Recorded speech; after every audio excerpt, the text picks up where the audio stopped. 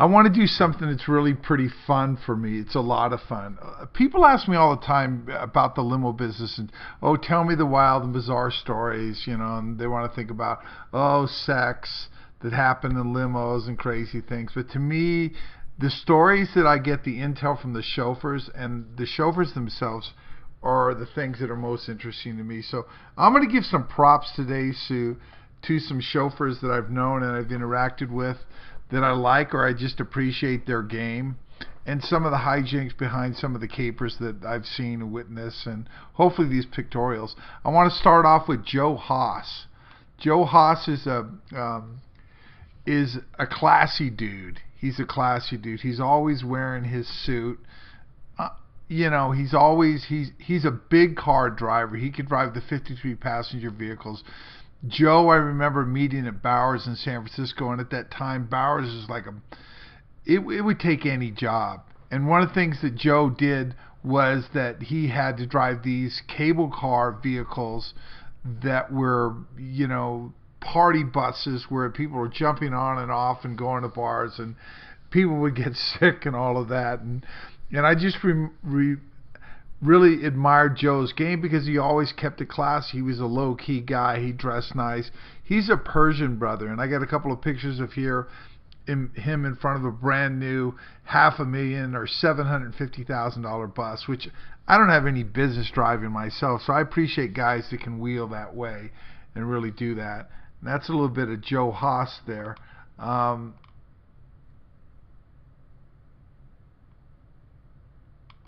Another brother that really I appreciate was this cat I met named Adam, and I found out he was an Afghani dude. There's a whole range. It's like limo drivers represent this whole spectrum, and I've met so many cool dudes and people, and Adam was an Afghani dude, so his real name is Aziz, and he was a funny dude, and he also was a classy guy, and he told me a couple of trippy stories. One time he told me about how, some guy tried to jump in the car with a bunch of girls that he was with, and he had to go in there and like physically extract them, and he was a pretty tough little dude, and so I kind of like wanted to give my props to Afghani Aziz, or Adam, my man, coming out. Another one is Stable Abel, a cat who I met up at Coletto Winery in St. Helena above the mountains. And Abel was famous for a couple of things. He always had whatever charger the customer needed, whether you had an iPhone or any kind of phone, he would have that charge, and he prided himself on that.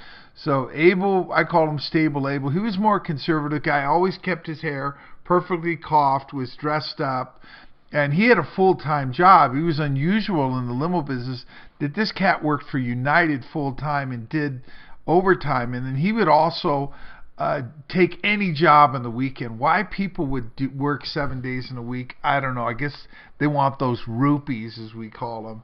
But Abel would tell me all sorts of different stories, and he worked for these small companies, and one of the things that he would do these runs to Treasure Island in the Hummer, and they'd pay him like a flat $50 or something. We would call them TI runs. So even after he got off of his regular job and worked on the weekends, Stable Abel would do a wine tour during the day, and then he would wind up go ahead and doing this other kind of job called a TI run. So that's a load there. Going right to the next guy is Erkan the Turk, ERKHAN, I don't know. And a lot of these brothers, they give him these American names, and I don't know, he's Erkan. And I've seen Erkan do some things that I've never seen. Like one time I was going out to get ready to do this job on a Sprinter bus, and I couldn't get the stereo to work right, and Bluetooth is always an issue with people. And Erkan came over, and he seems to know everything, and I hope he doesn't get too frustrated with me because I'm not really technically savvy on all that stuff. But Erkan couldn't get it fixed there, and what I saw him do is something I'd never seen. He actually pulled the whole unit out, and one went and got another unit from another car, another Mercedes, and installed it.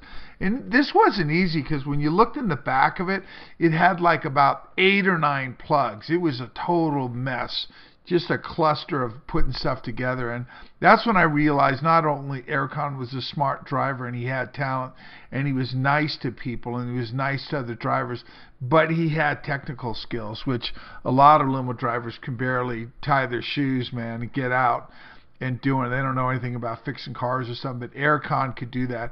Later on, he told me that he'd helped repair limos and limo buses, including fiberglass and painting. And I was just off the charts with that. So I got to give my props to Erkan. I got a picture of Erkan with a couple of his buddies, Oscar and another Russian dude, that we did in a job that was actually run by another bigger company, Bowers. And I remember seeing a group of Bowers guys, and I tried to talk the guys, and I go, why don't we go pick a fight with the Bowers dudes in the middle of the day, and just to F with them, you know what I mean? And just because part of the way that I like to roll and do it, but that didn't happen. And the next cat I want to get to is an Indian brother named Choctaw Don that works for this shuttle company and it does limo tours on the weekends. And he was a really trippy guy. I recognized him to be an Indian, and he was a charming looking brother. And we had a good conversation. I realized he was extremely polite and patient with people, and which is not easy to do when you're rolling with crews that people get drunk or, and he was just had that mellow. Maybe he just frickin' smoked the medicine pipe or passed the pipe or whatever, but he was a Choctaw Indian. He was, or is, and I dig that brother. And when I met him at a run in Sonoma, we had a pretty good dialogue, and I always like to pilfer off the intel from these cats because they have so many good stories to share. Want to move along to a cat who's kind of a legend in my mind, and this brother named Rodney, and he's 6'7". I know Rodney from another limo company that I worked with in Santa Rosa, where we used to get dispatched by this young guy named Caesar. And so I remember Rodney just being like an intimidating figure. And the thing about Rodney, he's so big, almost as big as the vehicle that he drove when he got outside of it, and I'll show you some pictures that can kind of demonstrate that. But he had these huge hands, and when he'd give you a grip, it'd be like a vice grip. And I started to call him Stone Hands because he was just so strong and so big. If I had to go on a scrum with anybody, I'd want Rodney. And I tell you, there ain't a lot of cats that really intimidate me, but I wouldn't want to get into tussle with Big Rodney. I started calling him Stone Hands. I also started calling him Bullwinkle because he was so damn big. Everybody looked like Rocky around him. But take a couple of pics out of Rodney, and we reconnected because we wound up working with the same company and remembered him from that period, and that was just hilarious, So we got Rodney out there. Wow. Another cat that was kind of a legend to me is Bicycle Buddha.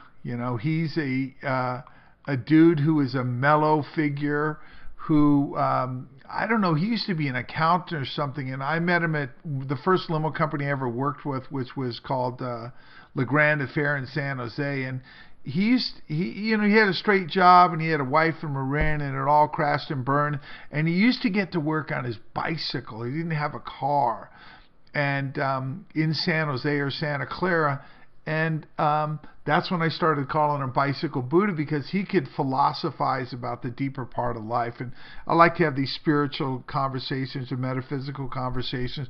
And you don't find a lot of cats that can roll like that, but Bicycle Buddha was. So I remembered him. And then after knowing him for a few years, he kind of disappeared and went to North Carolina or somewhere. And I heard he got married. And that was interesting. But one of the things that Buddha did was we would sometimes, I used to have this teaching, you don't tell people how big a tip you got, because people can get jealous or they just put energy on you on what, and these things. And so Buddha and I became pretty close, Bicycle Buddha, and at one point we started talking about the biggest tips that we ever got, and I think mine was like 400, and he let out, and I had to work him for it, and he told me that he got $1,000 tip. And I remember saying, "Whoa, dude, that's pretty huge." And I think it happened more than once to him. And I said, "Well, why didn't you tell me?" And he reminded me of my own teaching, because I used to tell people not to tell him. He goes, "Sir, I've been schooled not to reveal that intel." So he really made an impression on me too as a funny cat. And there's other. I didn't know a lot of women chauffeurs in the business, but they were interesting. One time I brought my girlfriend, Earth Girl. I got a picture of her with me and her at the beach on a limo run on a big vehicle to help me out and help with a couple of people. And then there were some other sisters that would give me jobs and things like that too. And I want to give a little props here too. Danielle, Lady D, Danielle was this Irish girl who was really like an entrepreneur, and she wound up working for all these like high-tech companies, and she had all these social media skills before I even knew what that was. And she would click me up with different jobs at these companies, and the payouts would be good, and she would call me Captain, even though Captain, and I got a picture of here, Danielle in the blue halter top with her friend, another Irish girl with a big stack there, right? And that was pretty cool. So there's a lot of cool things that have gone on in the limo business. I'm just going to fill out some pictures here of some of the cast of characters that we had, and some of the different vehicles that I drove when I was earlier in the game, and being in Monterey, and some of the interesting characters. And then I'm going to throw in some people that I don't even know why are in there, like the Purple Lady Waishali with a black glove that you see in a cast of Cosmic Crew that I met at the New Living Expo, and just show that the limo life is so varied. Got a couple of my business cards and things in there too. So really want to say,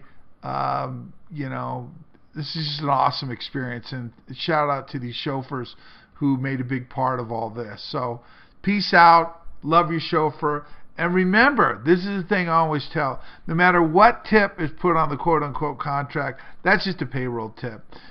The real tips are the cash tips that you can give out, and we call financial love. So don't forget to help out your chauffeur, the guy who's you put your life in his hands, and he's taking care of he or she. And God bless. Okay, peace out, man.